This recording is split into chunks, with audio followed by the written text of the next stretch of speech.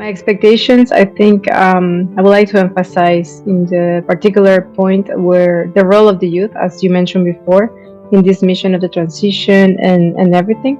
I think we sometimes think about them as the change makers in the future and the leadership that they are the agents sometimes, as you mentioned before.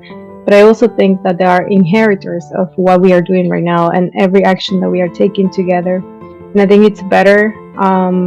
In my humble opinion, I think it's better if we take it together because they are the ones who are going to enhance and deploy the decisions that we are doing today. So like this, we are all accountable and not just victims of ourselves, right? So my expectations is that everyone that it's needed to be included in the future expectations. We recently had a keynote from the president of the European Commission in the Future Forum, where it was mentioned these specifics where we are all responsible of exploring the future. And when we think about that, it's the youth, right? So, but at the same time, it's the youth that is being formed today. So the fact that they need to be included in the conversation, I think is very important.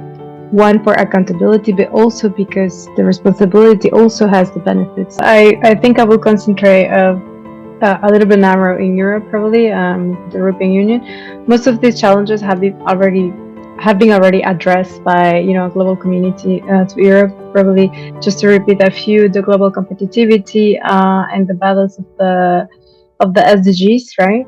In my opinion, I think we need to concentrate into aiming with the balance of the SDGs as well as now with in comparison with the sustainable finance as well. So this is something that I think it echoes my colleagues very well into the same direction. We need investment also in education and not only in materiality. So in the awareness, in the upskilling for new talent. We know that there is talent already, but we also have to remember that there is a generation right now that it's needs to be upskilled in order to make the transition with us. So that's something that, in my opinion, I think. And the second part, I think it will be stewardship of the planet. I think there is a lot of fear behind the climate change situation that we are clearly seeing right now in different places. But the fear should be less than the stewardship.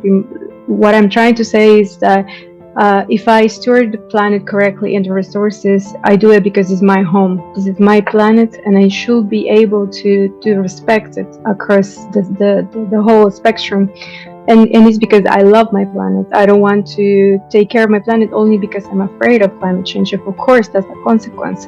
But if the action comes from the love of the planet and not the fear, I think everybody will be more encouraged and enthusiastic about it, and nothing will be charity. Everything will be an investment.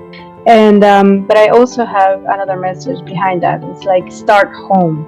It's very easy to say to someone very far away, you have to start doing this and this because like this you're gonna be better or you're gonna help us creating something else. But when you start home yourself as a person, changing your habits, changing the way you live, etc., and eventually that progress into a testimony of who you are, eventually your neighbors and your community, as it was said before, then it creates a domino effect across the world. So those things is like think community, as it was said before by our colleagues. Think about collaboration, how you can help.